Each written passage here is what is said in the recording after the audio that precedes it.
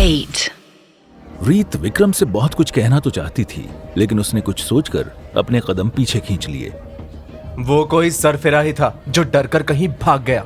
आप लोग आराम से काम कीजिए, बाकी मैं देखता हूँ। और हाँ, आप सबके मूड को लाइट करने के लिए मैंने शाम को इंपीरियल होटल में एक पार्टी रखी है। सबको आना है, और रीत खास करके तुम्हें तो आना ही है। देखते हैं क्या बीतती है उस पागल पर। विक्रम के इतना कहने से वहां का माहौल थोड़ा हल्का हुआ और सभी मुस्कुराने लगे। But he was still there, somewhere in the dark, जो सबकी नजरों से छिपा हुआ था। जिंदल वहीं बैल्कनी के एक कोने में खड़ा गुस्से भरी आंखों से उन सबको देख रहा था। कुछ देर बाद सभी अपने घर की तरफ निकल गए। जिंदल धीरे से एक डार्क रूम में आया। रूम की दीवारों पर सिर्फ एक चेहरा था, सिर्फ एक नाम, रीत। जिंदल ने एक तस्वीर घूरते हुए उठाई। तुम सिर्फ मेरी हो रीत, सिर्फ मेरी। हमारे बीच आने के लिए मौत को भी 100 बार सोचना पड़ेगा। फिर ये इंसान क्या चीज है? जो भी हमारे बीच आएगा, अपने अंजाम का जिम्मेदार वो खुद होगा। इधर रात ढल चुकी थी और विक्रम रीत को लेकर होटल की तरफ निकल पड़ा था। कुछ ही घंटों में सब लोग पार्टी में पहुंच चुके थे। सबको लग रहा था कि मास्क्ड मैन की धमकी कोई मजाक नहीं थी। और तभी रीत What the hell? ये होटल है या कबूतर खाना? Where is the manager? ये तो सिर्फ शुरुआत है विक्रम। अब जो होगा उसे देखना तुम्हारे बस के बाहर है। तुमने गलती कर दी है। मैं इस बहरूपिये को आज तो नहीं छोड़ूंगा। विक्रम का चिल्लाना अभी बंद भी नहीं हुआ था कि तभी लाइट वापस आ गई। सबके चेहरे पे हवाइयां उड़ रही थीं। विक्रम ने सामने देखा तो जिंदल वहां से गायब था। लेकिन तभी सबकी नजर फ्लोर पर पड़ी और उनके होंठों से एक जोर की चीख निकल गई। फ्लोर पर दिगंबर जी की लाश पड़ी थी। विक्रम चिल्लाता हुआ उनके पास भागा। डैड, ये क्या हुआ आपको?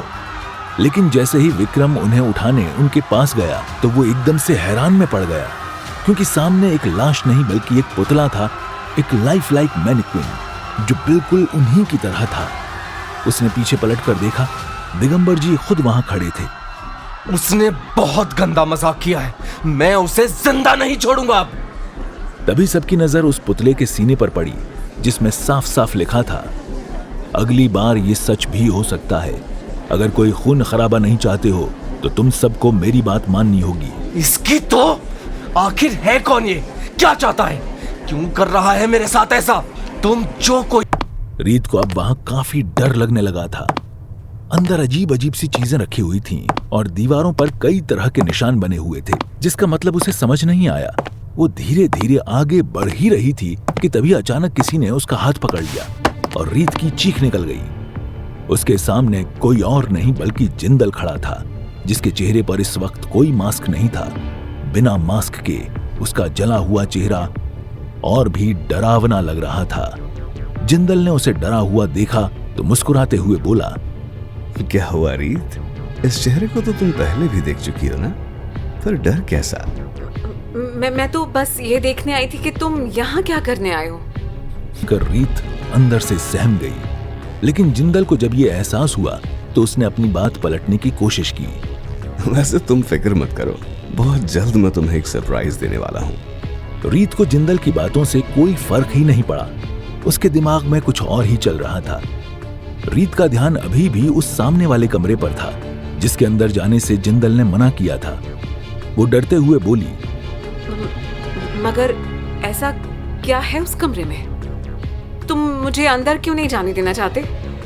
ये सुनते ही जिंदल का मूड ऑफ हो गया, लेकिन फिर वो खुद को संभालते हुए बोला, अगर बताना होता तो तुम्हें जाने ना दिया होता अंदर। खैर, वो सब छोड़ो। मैं तुमसे बस इतना कहना चाहता हूँ कि विक्रम से दूरी बना कर रखना।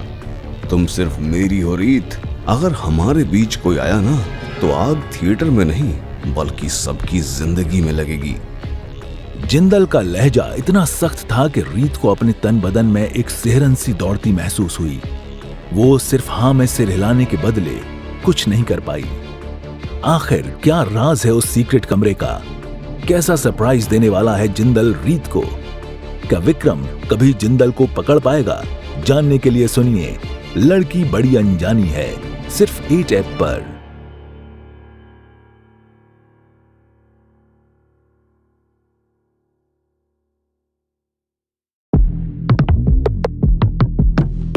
8.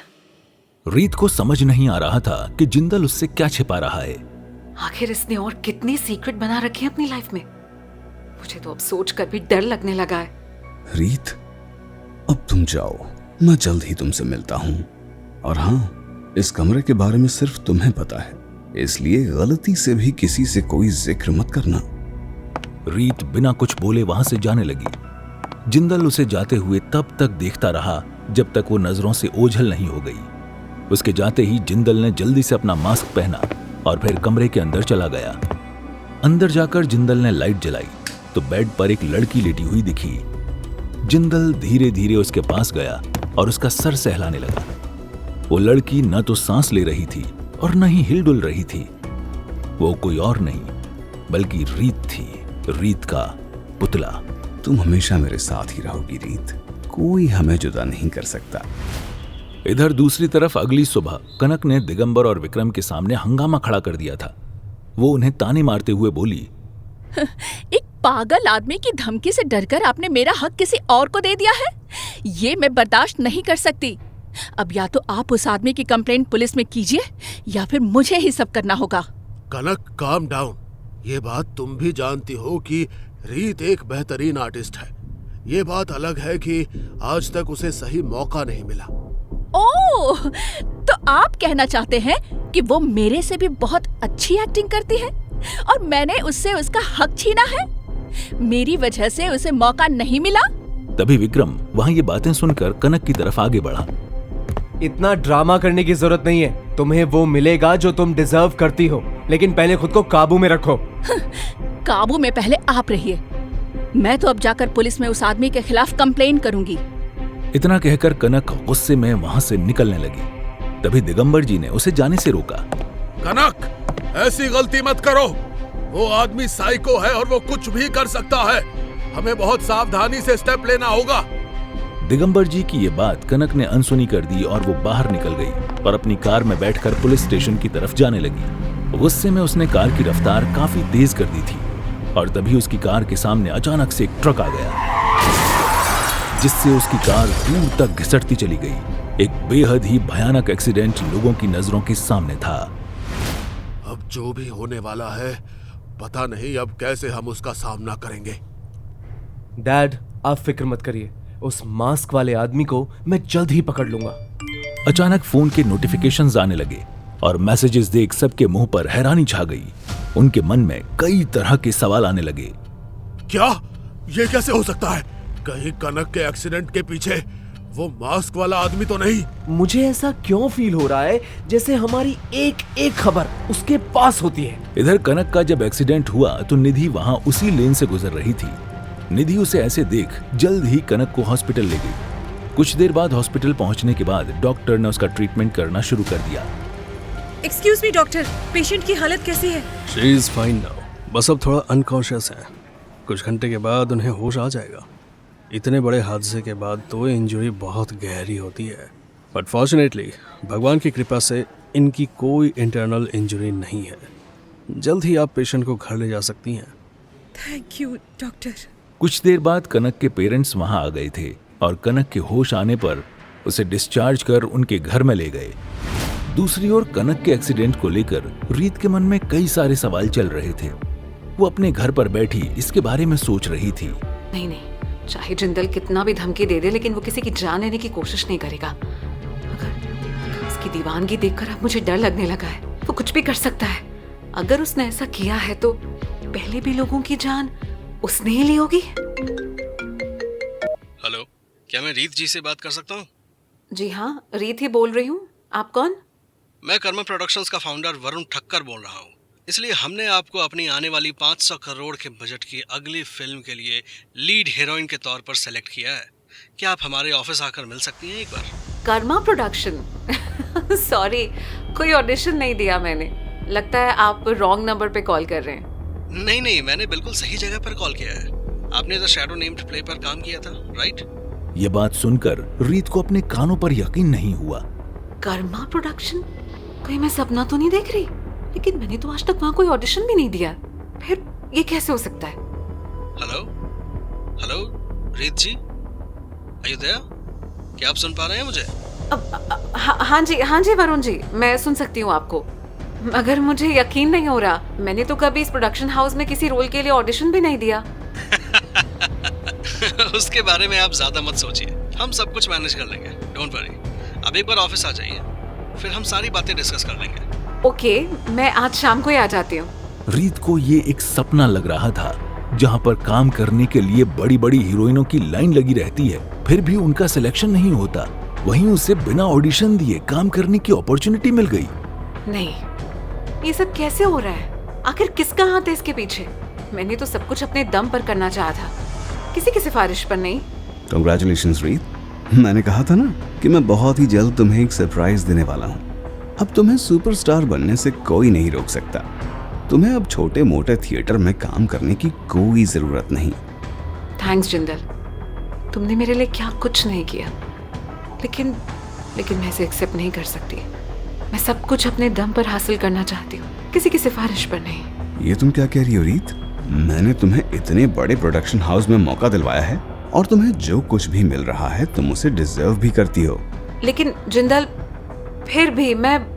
देखो रीत, जब विक्रम ने तुम्हें थिएटर ऑफर किया तब तुम्हें कोई प्रॉब्लम नहीं थी ना, तो अब ये रोल करने में क्या प्रॉब्लम है? मुझे ऐसा क्यों लग रहा है कि तुम विक्रम की तरफ अट्रैक्ट हो रही हो?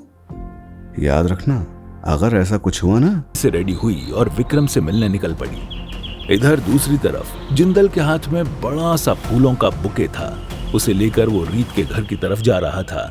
आज तो मैं तुम्हें शादी के लिए मना लूंगा रीत, और फिर आज के बाद हमारे बीच कोई दूरी नहीं होगी। उसे लेकर वो रीत के घर की तरफ जा रहा था। जिंदल ने रात भर ढेरों अरमान अपने दिल में सजाए थे, लेकिन जब उसने रीत को घर से बाहर निकलते देखा तो हैरानी में पड़ गया। इतनी सुबह सुबह कहाँ जा रही है? देखकर तो लग रहा है जैसे किसी से मिलने जा रही है, लेकिन किससे? जिंदल रीत को ऐसे देख उसका पीछा करने लगा।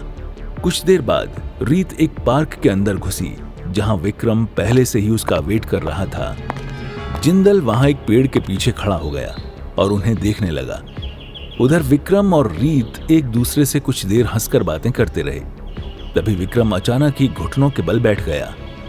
रीत, आई लव यू। क्या तुम मुझसे शादी करोगी? विक्रम के मुंह से ये बातें सुनते ही रीत फिर से मायूस पड़ गई, और यही चीज पीछे से जिंदल देखकर गुस्से से पागल हो चुका था। उसका हाथ और पूरा जिस्म गुस्से से कांपने लगे थे। नहीं, ये तुमने सही नहीं किया विक्रम। मुझे पहले से ही लग रहा था कि तू ऐसी ही कोई हरकत करेगा। मेरी ही गलती है। और रीत, तुम्हें यहाँ इसके पास नहीं आना चाहिए था। अब आगे जो भी होगा वो मेरे हिसाब से होगा। इतना कहकर जिंदल गुस्से में वहां से चला गया। इधर दूसरी तरफ अब कनक एकदम से ठीक हो चुकी थी। निधि इस वक्त उसके साथ ही थी, जब उसने कुछ सोचते हुए कहा, निधि, वैसे तो तू रीत की दोस्त है, लेकिन तुझे नहीं लगता कि रीत हमसे कुछ छुपा रही है? ऐसा कैसे हो सकता है कि कोई उसके लिए कुछ कर रहा है और इसके बारे में रीत को कुछ पता ना हो?